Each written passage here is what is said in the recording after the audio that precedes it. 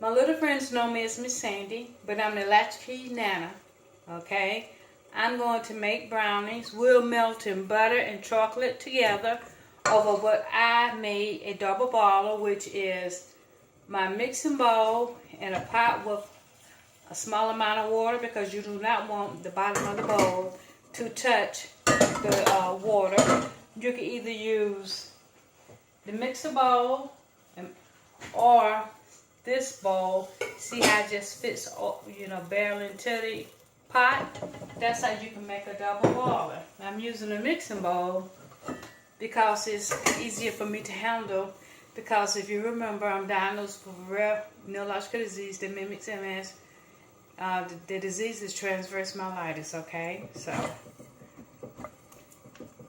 we're going to melt the butter and then we're going to add the sugars, okay?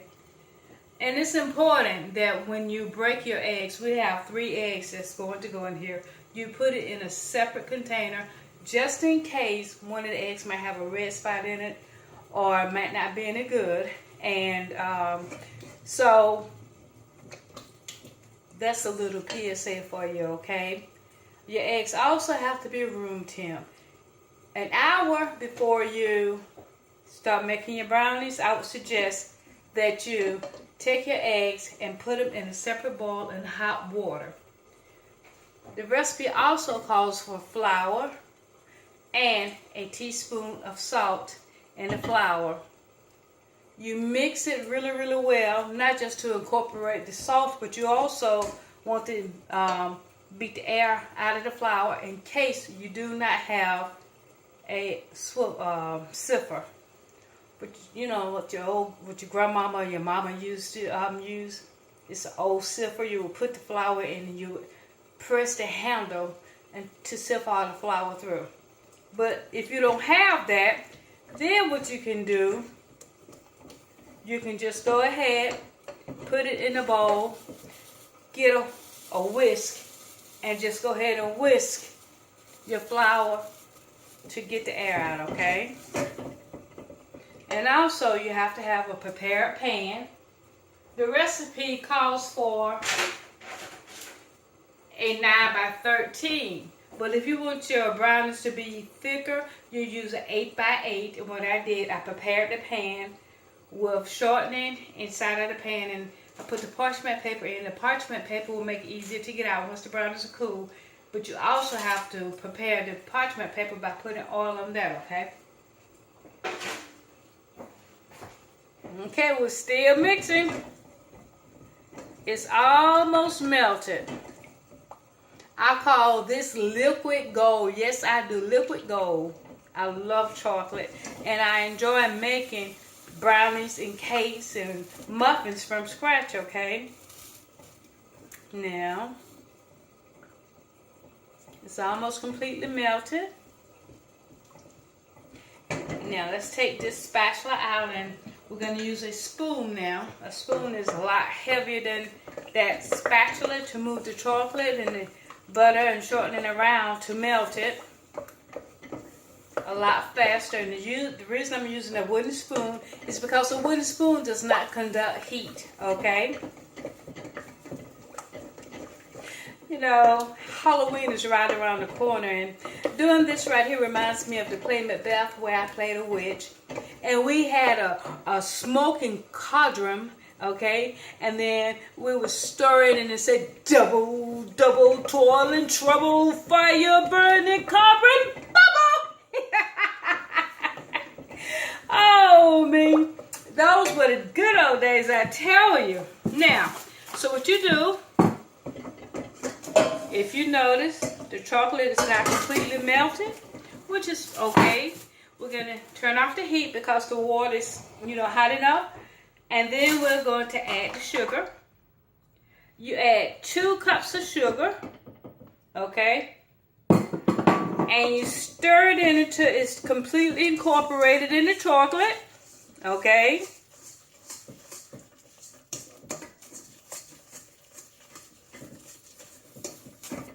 I'll be right back.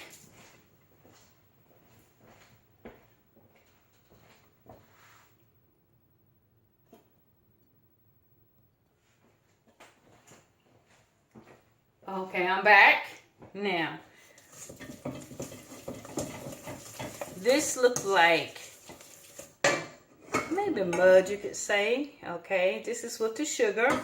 And then what we would do, we need to preheat the oven while we do this. You take 1 egg. You always rinse your eggs out, okay? Okay? And then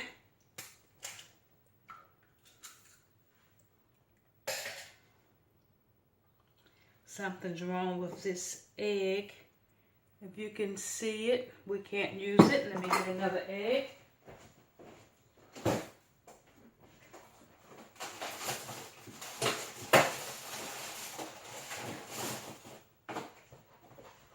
We have 1 egg left in the refrigerator.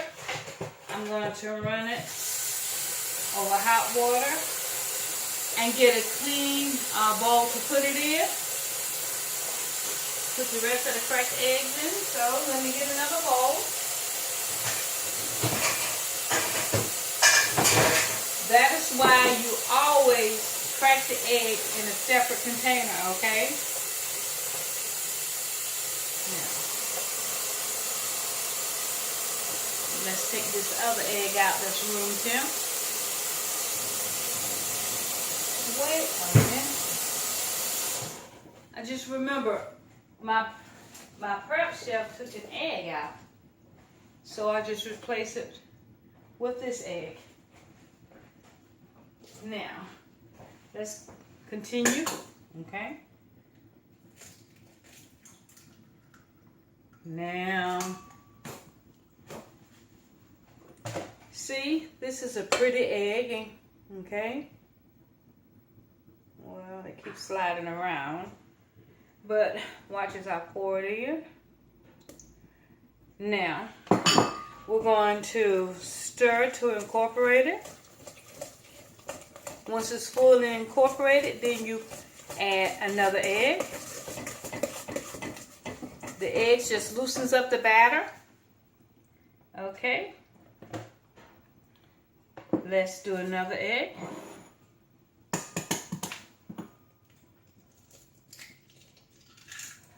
Okay, we don't want to get any shells in our batter now, do we?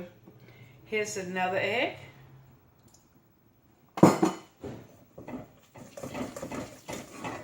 Keep stirring until it's fully incorporated. You really don't want to use a whisk because you don't want to put air in your batter, okay? Now, let's use our last egg.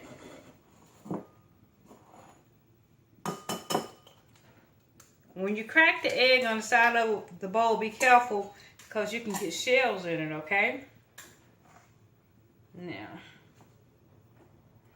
this last egg, what we're going to do, we're going to incorporate some vanilla, okay? Good vanilla. We're going to do 1/2 teaspoon. That's what the recipe calls for, but I enjoy the taste of this particular vanilla, so I always add a whole teaspoon. A whole teaspoon, okay? Now, let's beat the egg up. Just break it up a little bit to incorporate the vanilla. Now, we're going to put the last egg in here. Let's crank up the heat a little bit now, because the water is cooling down a little bit too fast. Now, remember I said that it calls for 1/2 teaspoon of salt. This is a 1/2 teaspoon. Okay, and let's recap. 3/4 cup equals 1/2 cup of butter and 1/4 cup of shortening. 1/2 cup of butter and 1/4 cup of shortening or butter. It can be all butter. That equals 3/4 cup, okay? Now, let's start incorporating the flour. Turn off the heat. I don't want to burn my hand. So what I'm going to do is use an oven mitt. Put it down on paper towel so the water will drain off. And you don't want the water to get into your pan. So we're going to do half a cup of flour now. Okay.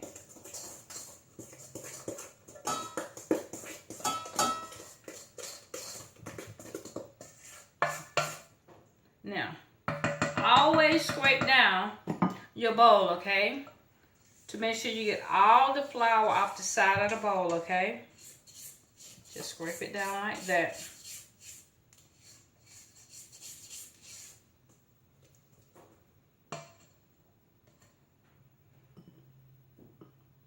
Let's put the rest of the flour in, okay? Let's get this off the cart so that I can get the pan. I'm putting a pan underneath the aluminum pan because the aluminum pan is not very, very sturdy. So you use a second pan underneath, okay?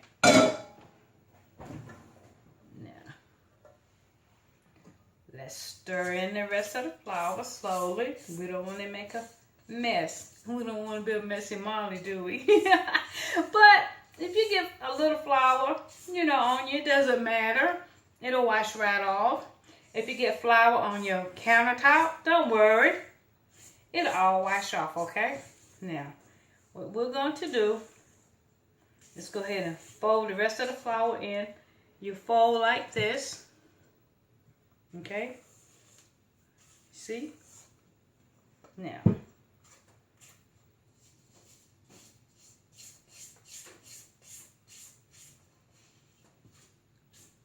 we're going to try to not make a mess when we get ready to pour the batter into the pan, okay? You can add walnuts, you can add pecans, you can add chocolate chip, whatever you like into your brownies. If you like chocolate brownies, you can do that. If you like chocolate with nuts brownies, you can do that. But I'm just making your basic brownie, okay? Now, let's see. Can we get it into the pan, okay?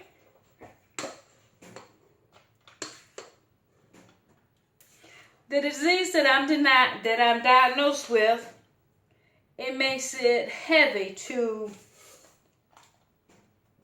when I pick up something because I have nerve damage. And so that's why I said, let's see, can we do that? I just scrape the bottom of the bowl really, really well. Okay.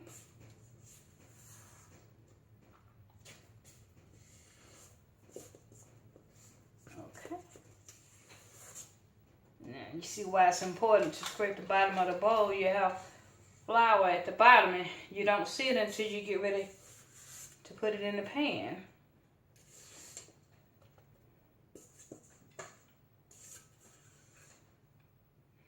I think we did pretty good.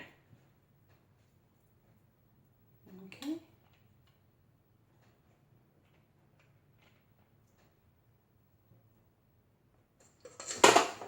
Oops. Now, let's get it in the oven. Your oven is to be set at 350 degrees. Start off at 15 minutes. It depends on your oven how long it would take for the brownies to bake. Okay?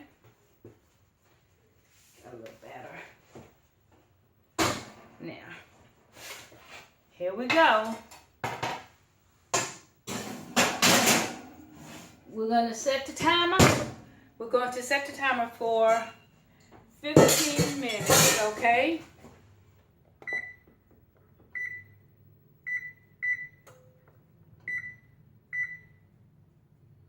Now, all right. I will see you in 15 minutes.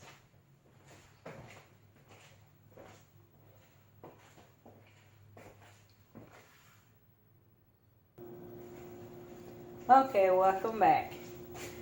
As you can see, the brownies are done. Okay, you have to let them cool completely before you use the parchment paper to get them out of the pan. Okay, let them cool at least 30 minutes. It won't hurt because the parchment paper has been prepared with shortening, before we pour the batter in there. Okay, let's recap. This is a water measuring cup or a liquid measuring cup, okay?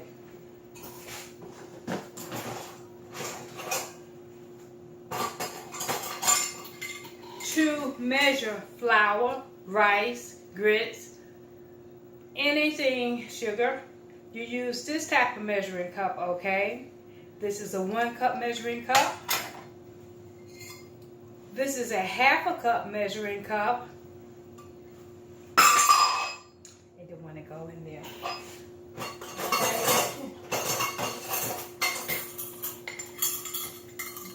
This is a 1/2 cup measuring cup. Notice how it fits into the cup.